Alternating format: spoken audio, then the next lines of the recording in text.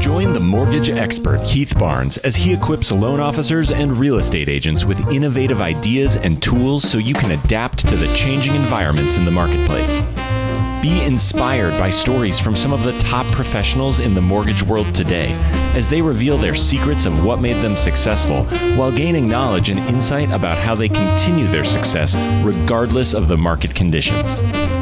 Find out how to build a team and scale your business. Get ready to be more productive while working fewer hours. Here is your host, Heath Barnes.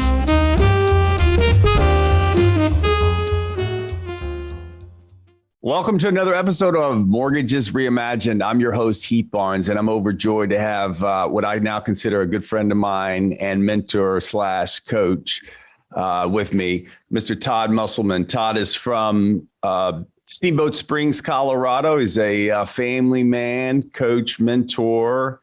He has 3 kids and a beautiful wife, loves fishing and getting the most out of life. Welcome to another episode, Todd. Welcome. Thanks, Heath. It's great to be here, buddy. Appreciate it. Yes. So I met Todd.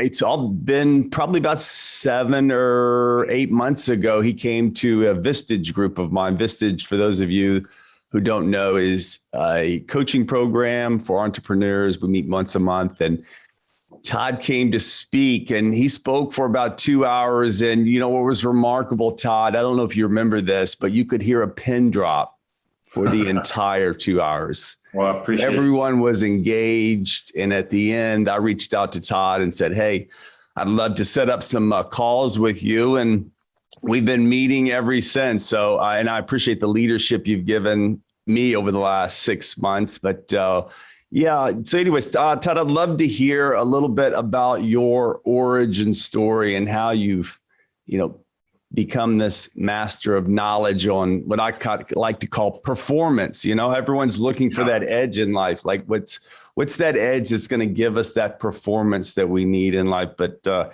anyway, so take it away, Todd. Well, I appreciate that. I'm not sure I'm a master, but I do appreciate that, Heath. My origins, I grew up in a family business and worked with all my siblings. I got 4 siblings. With my parents, we had 220 employees, and we had a great run. It was super fun. Unfortunately, in 2008, we lost our business to bankruptcy after 42 years. We lost it because, well, a lot of reasons, but the biggest reason we undertook a operating system conversion, and it just didn't go well, and it put us behind. But out of those ashes, I started this coaching career. If I'm being honest, Heath, I wanted to do what I'm doing now for at least the last 10 years inside my family's business, but I didn't have the courage to make the move. Fear got in the way in that sense. And I played small for 10 years, and then we lost the business. And so I had no choice but to reinvent myself. So at 47, that's what I did. I started coaching and speaking roughly 12 years ago, and it's been the greatest gift of my life for sure. What kind of business was it, Todd? We did decorated apparel for mostly the resort industry around the country. It's likely that a lot of people listening to this podcast have something of ours in your closet: baseball hat, sweatshirt, t-shirt from Vail, Aspen, that sort of thing. The name of the company was Ure Sportswear. It's still a going concern. We were bought out inside of bankruptcy. So, as tough as that whole experience was, to be honest, Heath, I wouldn't trade it for anything. It was super painful, super hard, but I learned so much and grew so much, not only individually, but we did as a family. And in some ways, I'm not sure you really know how to run a business till you lost one. I'm not recommending it's a tough that lesson to learn, right? Yeah, there's so many things you learn when you're in that process. And I think the biggest thing we all got was one giant dose of humility. It's very humbling to lose a business, and especially after 42 years, second generation. Wow, it was really hard. Yeah.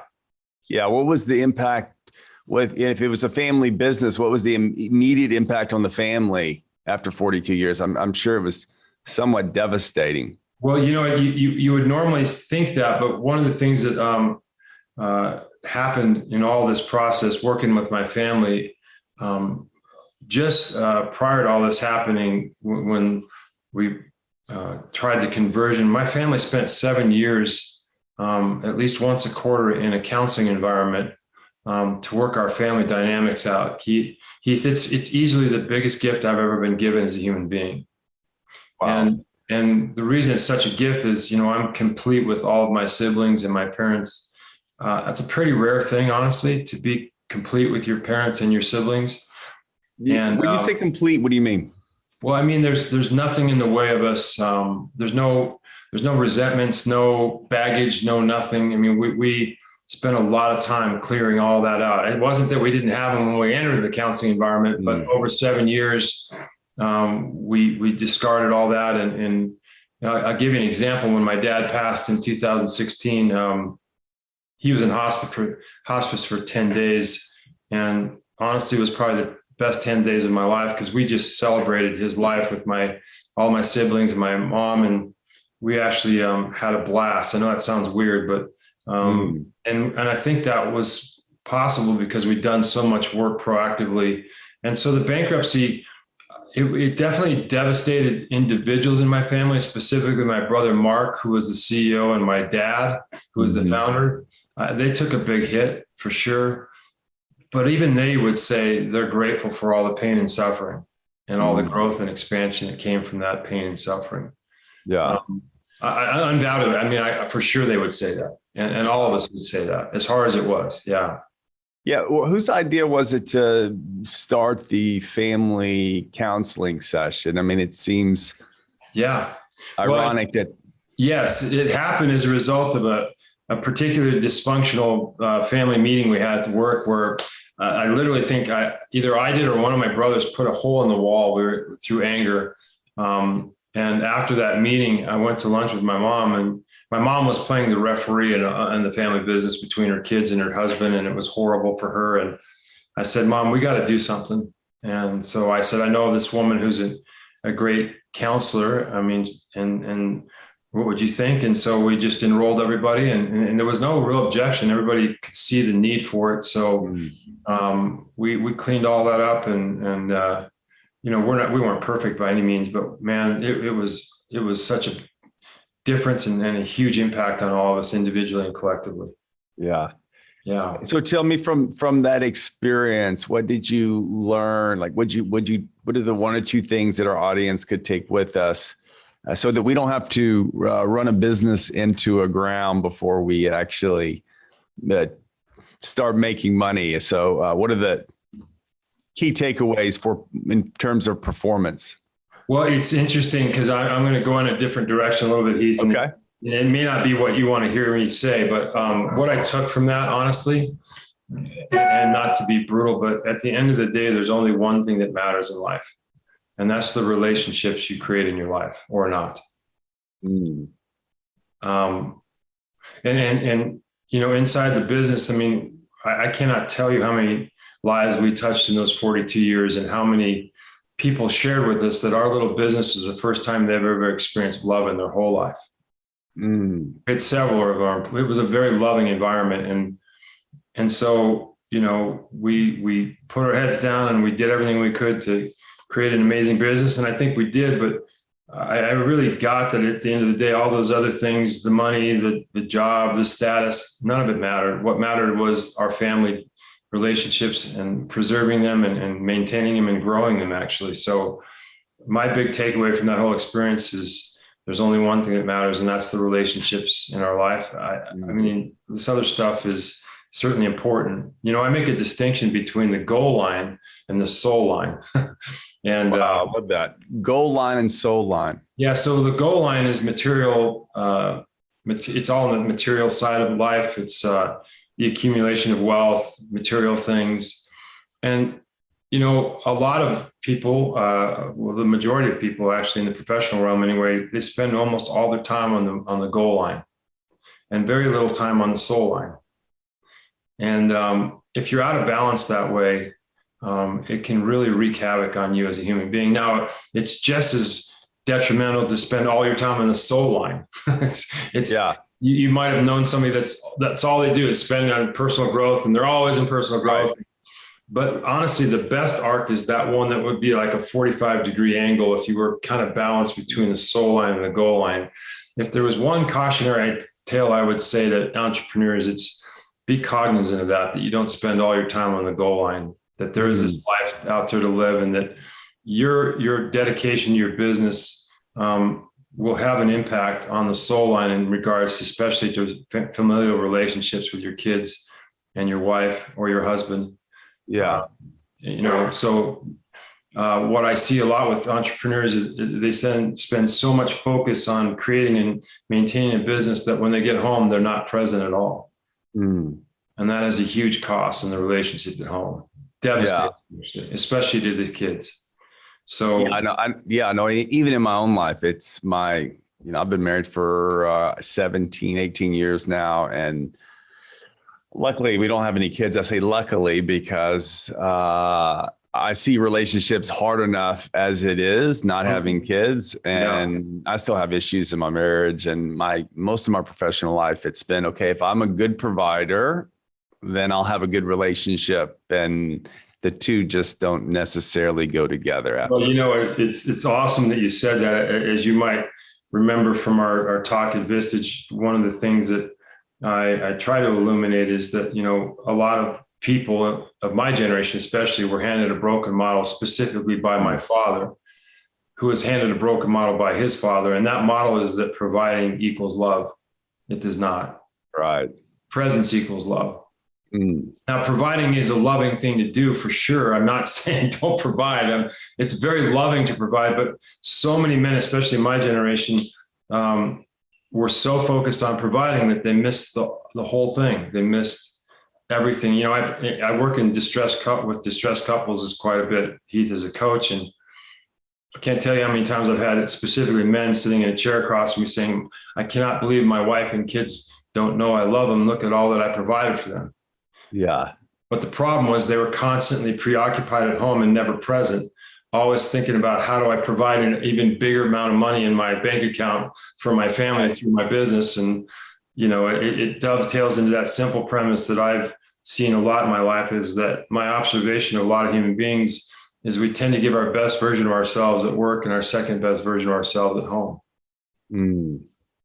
And what I mean by that is we tend to be way more present at work than we are at home. And actually that's okay, except for one thing.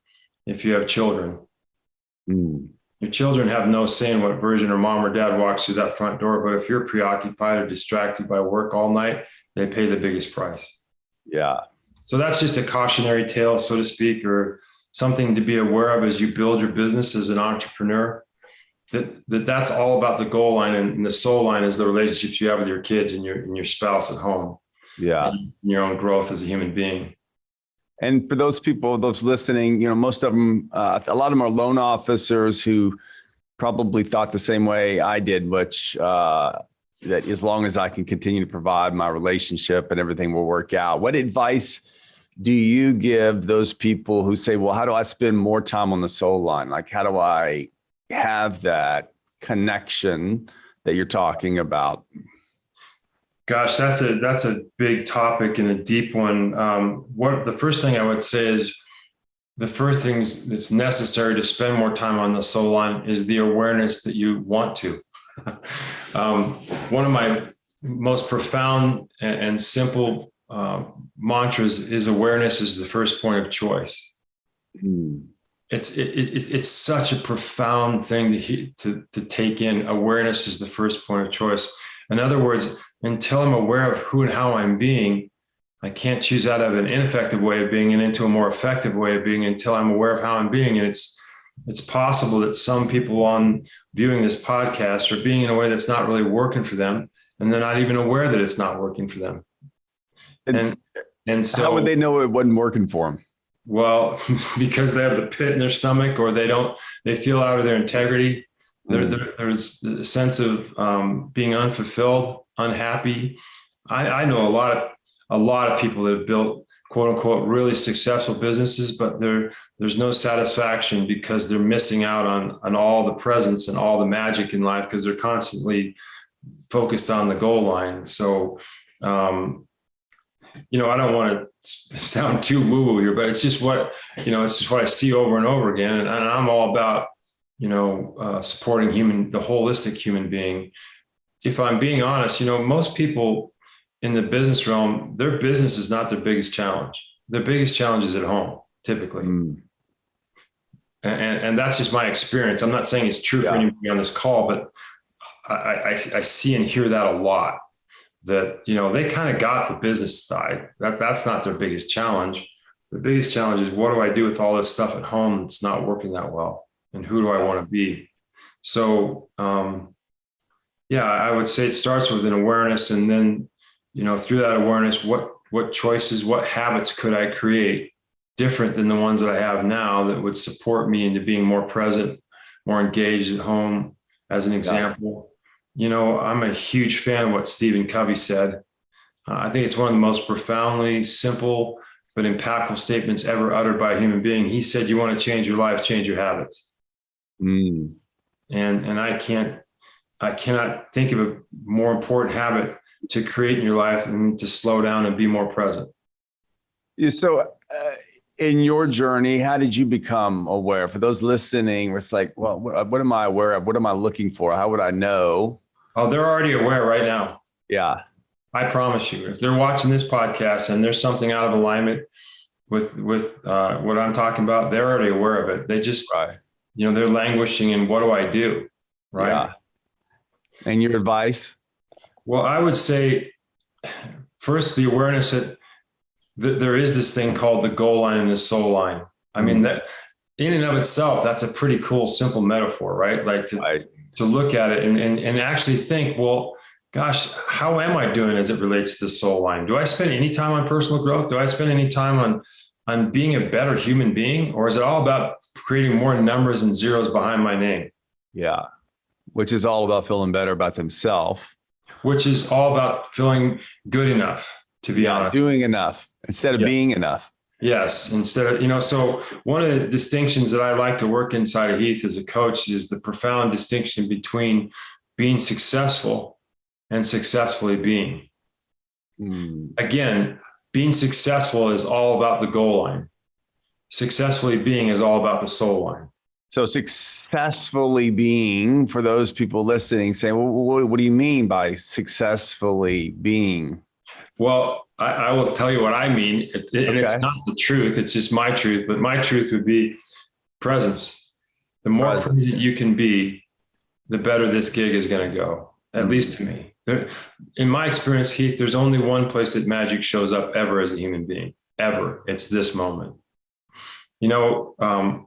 I'll summarize how I feel about presence in a very simple phrase. It's pretty provocative.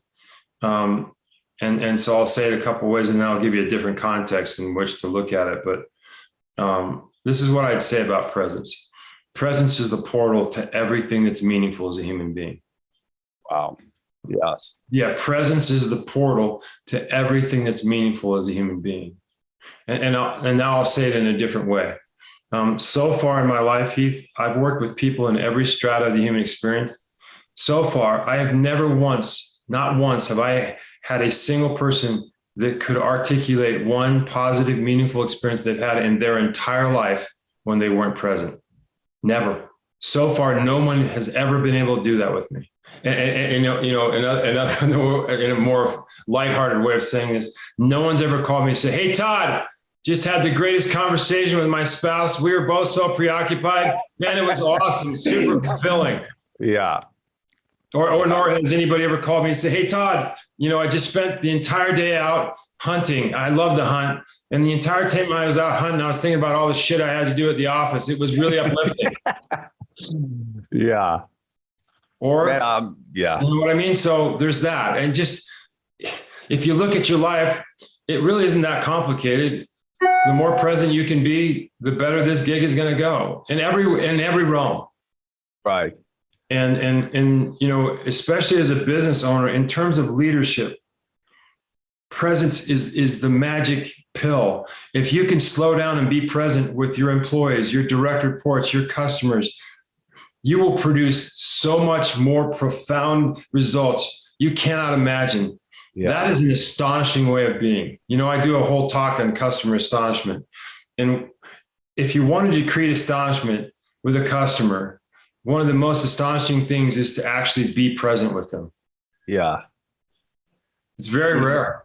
Yeah. Meaning, and I think what I hear you saying is, be there in that moment, listening to what they're saying, feeling what they're feeling. You got it. Helping, trying to understand what's going on in that moment rather than thinking, okay, what I got to do next? Is this guy going to continue to talk? Yeah. Even myself, even yesterday I go home and something happened at work and I bring it into the house and, it's your spouse knows there's something going on and only always. Yeah. Right? Yeah. And it's, and I want to be clear. I'm talking about being 10% more present. I'm not talking about being 100% present. I don't know anybody that's remotely 100% present. Right. But what if you were just 10% more present in your life? Yeah. What could that produce in your life in terms of results, not only personally, but professionally? Yeah. I can definitely I could draw you a straight line between presence and productivity in terms of creating the goal line. Yeah. And so anyway, that would be my perspective on that, is that it really is about presence. Yeah. Just because I've heard you speak before, I love what you say about conversations and being present. That was one of the things that really helped me understand, okay, well, how am I showing up? How am I being present with my wife? And it's in the conversations you have. So I'd love to hear your story about how you came to understand what that meant and the impact that's had in your relationship and being present. Well, it's actually, it's kind of a funny story a little bit. When I was in the middle of this transition between URA Sportswear and going into the coaching speaking realm, my coach gave me a book to read called Fierce Conversations. And, I was reading this book very intently, and my wife noticed that I was reading it very intently. And at this point, we're talking 12, 13 years ago. At that time, we had a 13-year-old and two 10-year-olds in the house. So we had three young children. At that time, we didn't spend a whole lot of quality time together as a couple. We were just scrambling, trying to keep it all together. And so I'm reading this book, and Beth comes up to me and she says, "Man, what are you reading that you're so into?" I said, "Oh my God, it's this awesome book. It's called Fierce Conversations." And she said, "Well, what's it about? What's the main message?" And I said, "Well, honestly, honey, it is so simple. I just can't believe how simple this is and how I've never looked at it this way before. But the premise of the book is that every relationship in your life, everyone, is based on one thing, a conversation." I said, "Isn't that awesome how simple that is?" And she looked at me, she said, "Wow, that makes a lot of sense." And then she turned around and walked off. And I'm like, wait a minute. Literally, that's exactly what happened. Yeah. So I'm like, huh. And so anyway, I think it was 5 days later, I'm in my office. I get up extremely early every day, have for years. I get up anywhere between 3 and 3:30. And I'm in my office. I'm actually tying flies. I'm a big fly fisherman. And 5 days after that 45-second interaction with my wife, the door to my office creaks open, and my wife literally stumbles in, rubbing her eyes like this. I looked up, is everything okay, honey? And she says, oh yeah. She said, "I've been thinking about our conversation." I'm like, uh-oh, what conversation? I had no idea what she was talking about. I literally had no idea. What conversation? I said, "What do you mean?" She said, "That conversation about conversations." I'm like, "What do you mean?" She says, "Well, I want to try it." I'm like, "Now?" It's like 5:30 in the morning, honey. This is against every biorhythmic god in your entire body. What are you doing? So she sat down, and we muddled through one of the most awkward hours of our entire marriage. We had no idea what to say to each other. And I remember when she got up and stumbled back out the door, I literally thought to myself, well, I'm glad that's over. Ooh. So the next morning, here she comes, and the next morning, and the next morning. And about 2 weeks in, we start noticing something. Our marriage is getting better, like that fast. And so that was, like, again, 12, 13 years ago. To this day, Heath, when I'm home, and unfortunately I'm not home a lot right now with all the traveling I'm doing, but when I'm home, it's not 5 a.m. anymore. It's 7 because we don't have any kids in the house. But here she comes, and we'll spend an hour together just chatting. Sometimes we don't say anything. We don't say a word, but we're with each other, and her effort, her choice, not mine. I did nothing. She did everything, but her choice to create those conversations has absolutely changed our marriage in a very positive way. And, it's funny because related to that, you can't see it, but I have a little sticker on my computer that it's a quote that I remind myself of every day. And it's the one that I have access to thousands of quotes that are really cool, but the one that sits on my computer is this one: small things done consistently result in great change. And the reason that that's on my computer is to remind me what an impact those daily meaningful conversations have had on my marriage and my life. Yeah. And so I guess the end of the story is, when I work with a lot of young couples, especially with young kids, what I notice is that they're not having meaningful conversations. Their entire marriage is filled with logistical conversations about where the kids need to go and what are we having for dinner, but they never get down to, hey, how's it going? No, really, how are you doing? What's going on for you? And so what happens then is they rely on date nights to create their marriage. And there's nothing wrong with date nights, except when there's no foundation underneath them, they become so pressure packed. Right. You have one opportunity to connect with your spouse in a month, and there's all this pressure, and they usually don't go very well. Yeah. And so I guess that's what I took away from all that. And these conversations, you mentioned, and the thing about conversations, it's so incredibly interesting to look at least for me, is that every conversation in our life, every single one is an opportunity to change life. You never know when it's going to happen. You never know. But I'm pretty sure one thing: you'll never change a life, at least not in a positive way, if you're not present. Yeah. And so, I mean, it's amazing how, if you're just open to it, how those conversations can change your life. I'll give you one example, and then we'll probably, I don't want to take up too much of your time, but about a month ago, I did 2 talks in one day in Greensboro, North Carolina. And I got on the plane and I was exhausted. I mean, I was exhausted. Yeah. And so I did what I think a lot of people would do. I looked for the biggest headphones I could find out of my bag and put them on my head, and basically sat down and did this to the guy next to me, right? Just like, I don't want to talk to you, dude. Right. And so, and about 45 minutes into that flight, I had to go to the bathroom.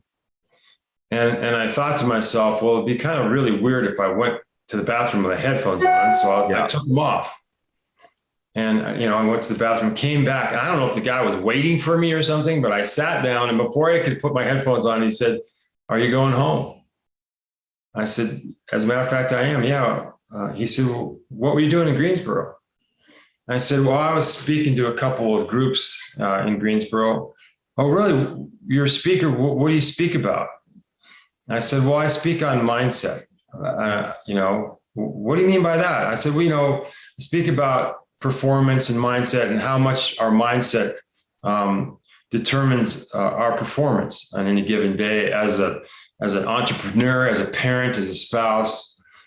And I said, "And I work inside of these 2 mindsets." And he said, "Well, what are those?" And I said, "Well, I work inside the 2 mindsets, the victim mindset and the ownership mindset." And so I kind of went through it and described what those look like. And I said, the victim mindset is driven by reaction. When we're reacting to life, that's when we go to the victim side. And with those words, Heath, I looked over and I saw tears starting to stream down this guy's eyes. I'm like, uh-oh, literally. I said to him, "Are you okay?" Yeah. He goes, "No, I'm not actually." I said, "What's going on?" He said, "Well, I'm also going home. But I'm going home because my 15-year-old son's in suicidal ideation." And, you know, good, bad, or otherwise, I've been there. I've had one of my children I had a distressed child. And it was easily the worst period of my life, the most challenging and yet most rewarding in some ways as we made our way through that. But it's been 10 years since that all happened to me. But with just that one sentence that he was willing to share with me, we had this profound conversation on the plane, 2 hours. I don't even remember the plane ride. And this guy opened up to me, and I shared with him my story with my son. And, you know, at the end of the thing, he said, "You know, I haven't told anybody what's going on for me other than my wife. I've been too ashamed and too embarrassed." And I said, "Well, first of all, thank you so much for sharing with me. You just changed my life. I mean, I'm so grateful for you to trust me enough to open up." And he said, "Well, I don't know what happened, but it just happened." And he said, I'm so grateful that you shared with me about your son. And it's been so helpful to hear that there's another side of this. There's a light at the end of the tunnel." And because my son now is doing wonderfully, and I'm so proud of him. And,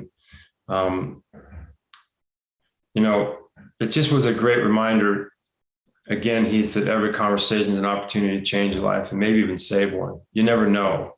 Right. When those life-changing conversations are going to happen. And he changed 2 lives that day by opening up, maybe his own and his son's, but also my life, you know? Yeah. And one of the things that I shared with him, which I'll end with today, is when I was going through this period with my son, I started working with my coach. His name is Steve Chandler. He's an amazing man. And like this guy, I hid from that experience. I was so ashamed. My son had depression, and it was like I was holding a beach ball underwater.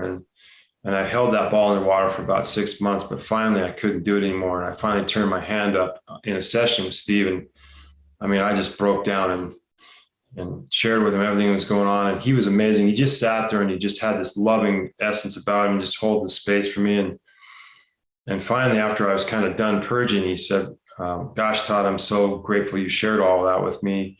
He said, "I have so much empathy for you because I've also had a distressed child. My daughter sounds like your son." And I couldn't believe my coach had a distressed child. Like, I thought he was perfect, you know, and maybe he's even more perfect for that reason. But anyway, he said, "You know, Todd, when my daughter was up against it, somebody came along and shared something with me that changed my life and my relationship with my daughter." I said, "Oh my God, Steve, I'm desperate. What did this person share?" And he said, "Well, the premise is so simple, but it's really powerful." He said, "What this guy shared with me is that no one ever got a feeling wrong." And I said to him, I literally said, "What do you mean by that?" And he said, "Well, I mean, no one ever got a feeling wrong, Todd. How could anybody ever get a feeling wrong?" Yeah. And I said, never looked at it that way, but I get what you're saying. I said, "Okay, I get that, but how does that relate to my son?" And he said, "Well, let me take a stab at something, Todd. If you're like me, every time your son comes home and he's sad, you try to change his feelings, don't you?" Yeah. I'm like, "Oh my God, have you been in my living room and my bedroom with him?" That's exactly what I've been doing. Every time he came home and he was sad, I try to show him all the reasons to be happy in his life and all the great things he had going on from his life. But the problem is every time I tried to change his feelings, I made him wrong and it added shame to his life. And so with that simple tool, I went home, and it wasn't 5 days later, my son came home and I could tell he was off. And I didn't try to change his feelings. I just held the space for him and got curious and asked a simple question, "What else?" And I think I asked that question 3 times. And I'll be damned, what happened was amazing. It was like magic. It took him only about 20 minutes to process all that upset. And then he was out the back door to play with his buddies. Whereas previous times when I was trying to fix him and make him better, that would be a 2 or 3 day process to work through all that. Right. And so one of the things I would say about all this and how this relates to being an entrepreneur, a lot of times when we're starting a new business, a lot of times we can get down in the dumps. We make our feelings wrong. We try to hold them away and resist them, right? The sadness, the fear, all the scare. And all I noticed in my own life is whenever I honor my feelings, they tend to work through. It's when I resist my feelings as an entrepreneur, as a parent, as a spouse, and I make them wrong. That's when they just linger out there like bad BO. Yeah. And so one of the final things I would say in terms of this whole business endeavor that your folks are on is that whenever those feelings show up, just honor them, either with yourself or your direct reports, your spouse, whoever they are. It's not your job to change somebody else's feelings. That's their job.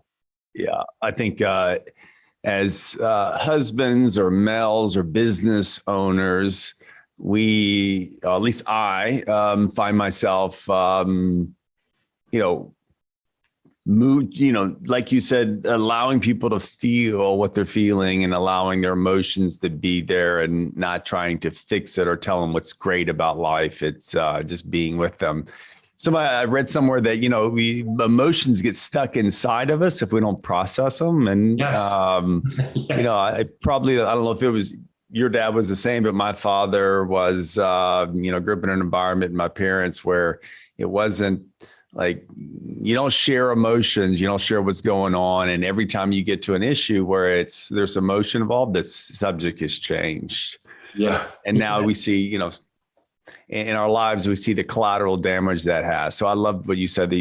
Never, no one's ever got an emotion wrong. No, but it's so much more powerful to just honor them and hold the space for them. And again, It's not your job to change somebody else's feelings. That's their job. Yeah. Well, I appreciate you being on the show today. I appreciate you sharing with us that, to be a peak performer, it's all it takes is to be present with the person you're with at that moment and be in the moment with them. And obviously there's way more to it, but I think the foundation of high performance is presence. It literally is everything. Without presence, nothing really works. I could show you so many examples, but we'll stop there. And I just so appreciate the opportunity to be in conversation with you, Heath. And I'm guessing that didn't go the way either one of us thought it would, but it went where it went. Yeah. No, I think it went beautifully. If the audience wants to connect with you, what's the best way for them to connect with you? Oh, probably just send me an email. It's Todd7424@gmail.com. That's probably the best way. Just shoot Todd7424@gmail.com. And I'll put it in the show notes as well. Todd, I appreciate you being on the show. I appreciate your guidance and leadership, and look forward to having you on the show again. Thanks, Todd. You bet, buddy. Good to see you. Take care, Heath. All right. Bye-bye. Cool.